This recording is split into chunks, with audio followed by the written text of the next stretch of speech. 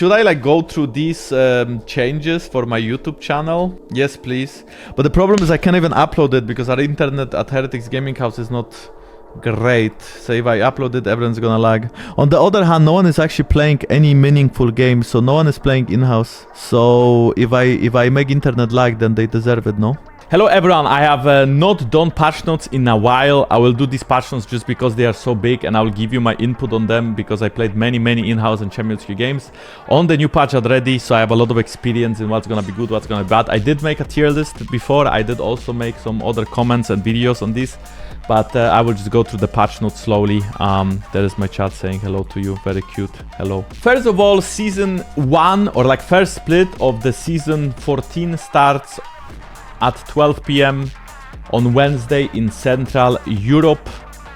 In other regions it starts, I suppose, around the same time. So I will keep it brief, I will keep it short. I don't want to yap too much. I think it's way too many changes. I'm just gonna give you my thoughts and what changed. So first of all, they added Voidgrubs. Now Herald spawns at 14 minutes and Voidgrubs, I will be rapping a lot by the way.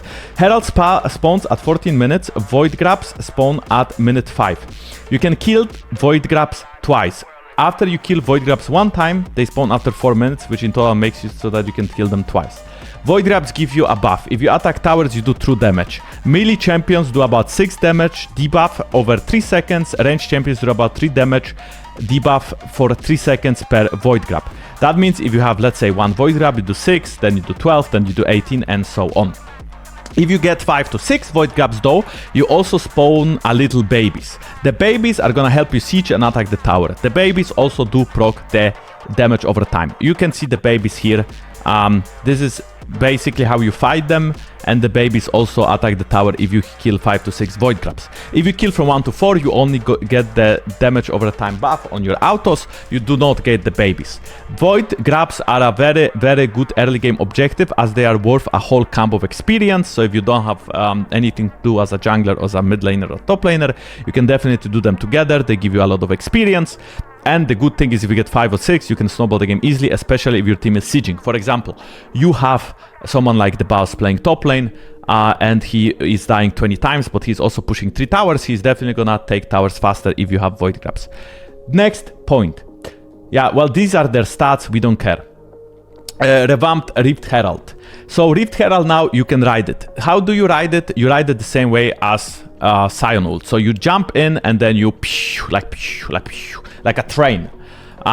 First of all, you kill the Rift Herald. Now everyone who attacks Rift Herald at least once, so gets assist in Rift Herald capture, of course on your teammates, not enemy teammates, gets the Herald base. So for example, if you are a mid laner and top laner and you are a complete nerd and you don't want to help your jungler with Rift Herald, now if you help him, you will get rewarded by having a quicker base, which is very nice. Whoever takes the Herald, if you spawn the Herald is gonna do now less damage if you don't ride it. If you ride it though, it's gonna crash into the tower. Oh, hopefully you will crash it into the tower, and then you will spawn the Void Kermits like we saw. You spawn these minions and they help you to take the tower down. So Rift Herald is actually a bit weaker. It doesn't do as much true damage to the towers, but you can crash it in 2 towers now. You can also ride it across lanes. Very cool mechanic, please. You know, heads up, if you never use Sion ult, you might ram yourself into the wall, so be careful. You don't want to end with the Herald. If you don't know how to ride it, just let it hit automatically, but I'm just telling you, if you hit the Herald into that tower, it will do more damage. Also, you will get bounced back, so as soon as you hit the tower, you will get bounced back a lot. You will not be in danger of enemy team killing you unless you are completely stupid and you will wake up again. The point is here that you can safely ride it into the tower and you will be safe. You will get bounced back around the same range as the old Herald would charge into the tower, so pretty far.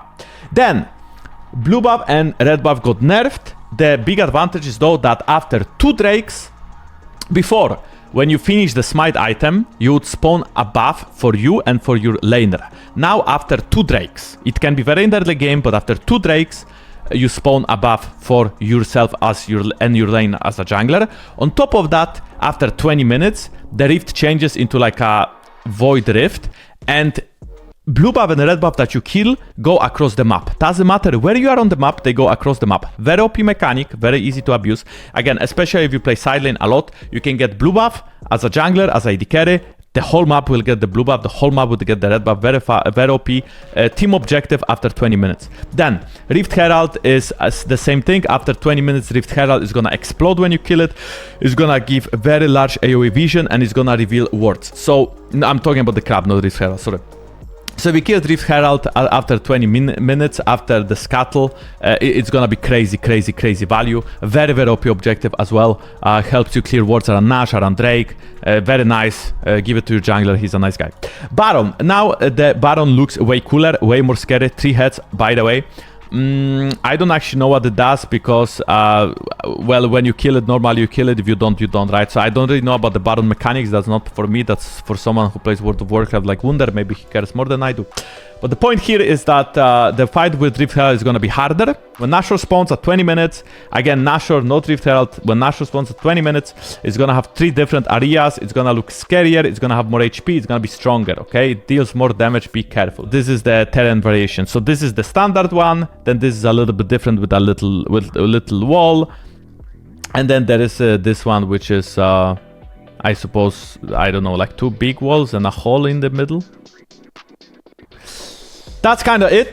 The Nash still works the same, still gives you very strong buff, still gives you a lot of gold and experience when you kill it. Very good to kill it, but the Baron is definitely harder to kill, so just be careful. Terrain changes. So this is the big one. Yes, good job. Laners have cried long enough. For 14 seasons, laners have been crying the jungle is OP. Not only Riot Preak nerfed jungle to oblivion, but also he removed us basically from the game by making it so that if you are a blue side jungler, you cannot ward red side top laner if he puts 1 pink ward in the brush and he's pushing. Same goes to the bot lane. As you can see, there is a massive wall here in the top lane that basically makes diving harder, but also, I mean, you have to just go further behind, right? But also makes ganking top way harder too, because you can just set up 1 wall that covers the whole entrance. It's harder to go from behind. You can flash this wall, yes, sure, but you will take 1 or 2 tower shots. Overall, top lane is way safer. Same goes to the mid lane. As you can see, it's actually zoomed out a bit, but the mid lane is huge. It's massive. The brushes are way further away from the mid laner than before, especially if you are playing Rengar, you are gonna play Hate Your Life. There is also like two new ways to access the mid lane and for a mid laner to roam away from the tower. So mid laners feel safer, harder to dive them too. I mean, technically it's easier, right? Because there is a hole to enter the mid lane, but at the same time it's actually easier for them to escape. So yeah, definitely I would say harder to gank mid. Lane is really wide. If you win lane, you are just lane kingdom in mid lane. Bot lane is the same as top lane with the difference of Tribush on the red side is slightly different. That makes invading red side way easier. That also makes diving red side way easier. So this is actually quite a nerf for red side in my opinion. If you can go bot and you can just go behind the tower and there is nothing that punishes you because you can just run in and out because there is no wall, it's actually a huge red side nerf. The advantage, I suppose, that red side can gank easier, right? But still, this pixel is just gonna be super important for blue side to control, and this Tribush is gonna be super important for red side to control if you don't wanna get dived and lose a wave. And as we all know, AD carries do get pretty triggered if they lose waves, so... Jungle! I don't know why they mentioned that. I suppose they just mean that the Drake area is also changed. As you can see, there is a brush here, there's a brush here. The blue side of the map of the red side of the jungle doesn't change much. But the red side of the blue side changes. Okay? I hope I got that right. So yeah, it's slightly different. The wall is also thicker and bigger and is in the middle. Infernal terrain changes. So now Infernal Drake doesn't destroy the terrain. Instead, the Infernal cinders spawn randomly across the map. If you pick the map, for about 5 of them, you get 1 ability haste, and also they work. So if you walk through them, you get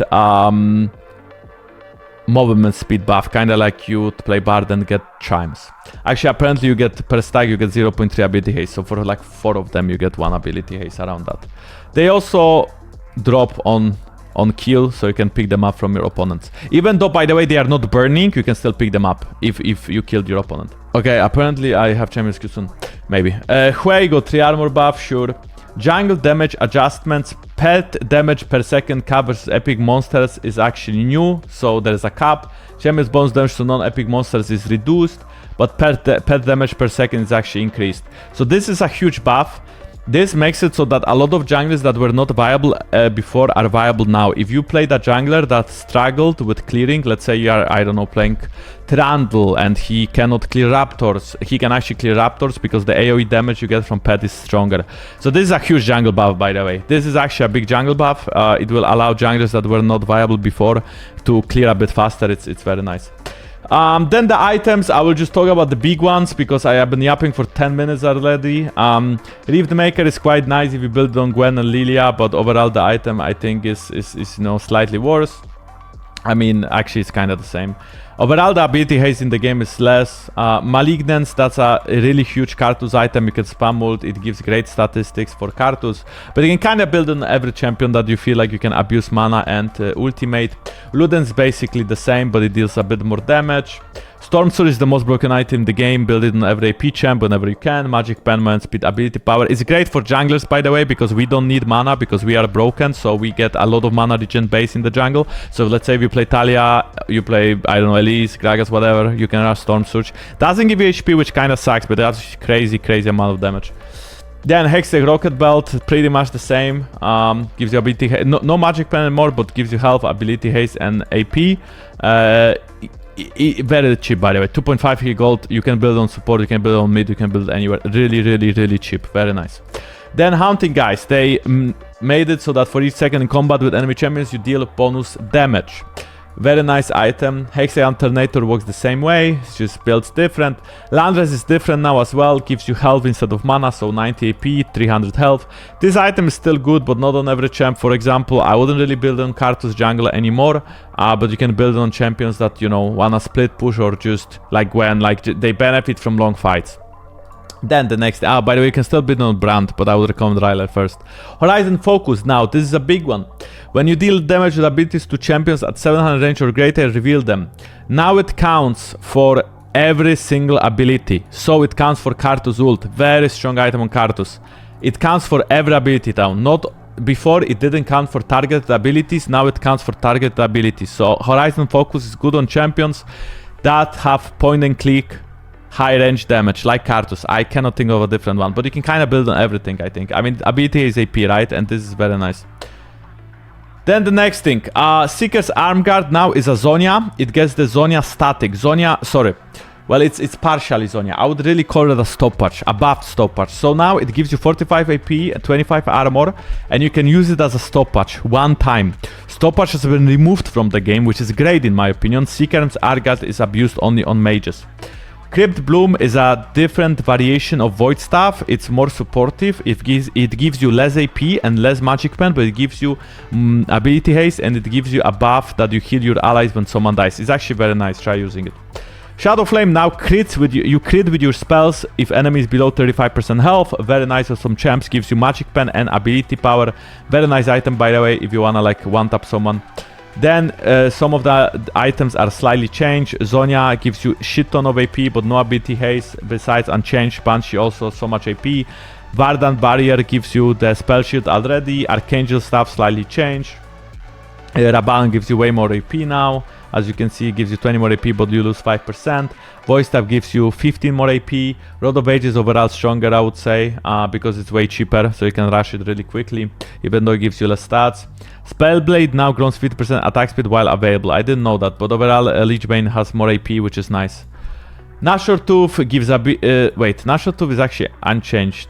It's cheaper. You lose 10 AP, but it's cheaper to ungold. Very worth it. Morello now gives you ability haste instead of Magic Pen.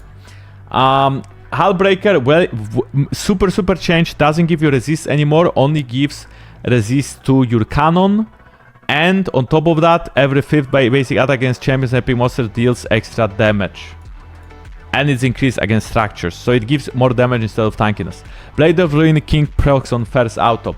By the way, I think I've been yapping for a long time, but I will continue. It's a very long episode. It is a long patch note.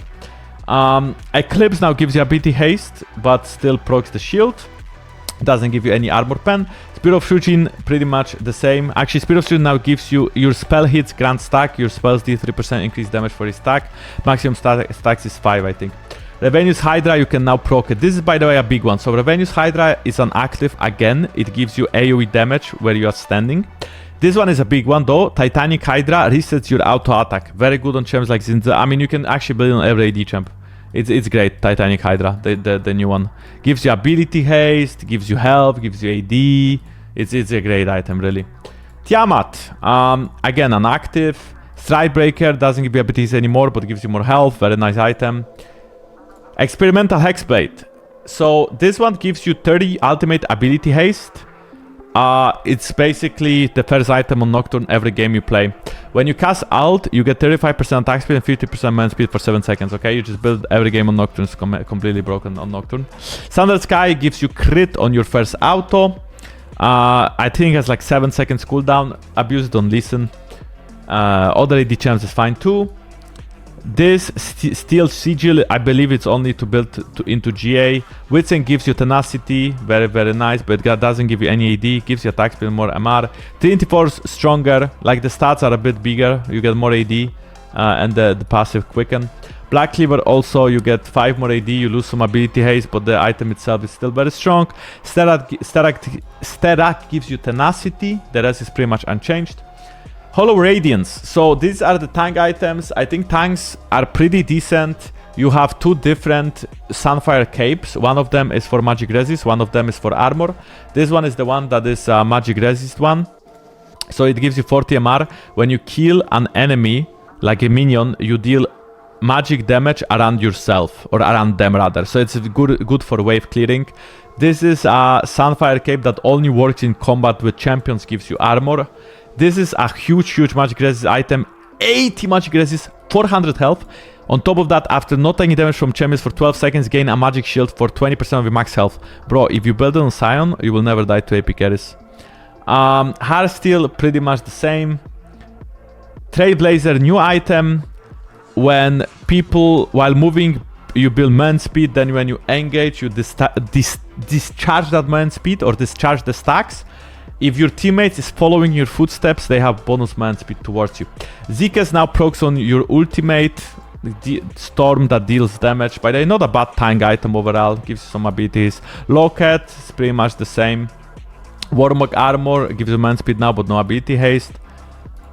Jackshaw, every champ can build it, just pure tank item. It doesn't lifesteal you anymore, but it does still stack your resists. Deadman Plane is pretty much the same. Randuin Omen is pretty much the same. Actually, I would say slightly buffed. Force of Nature, very similar as well. Iceborne Gauntlet, very similar as well.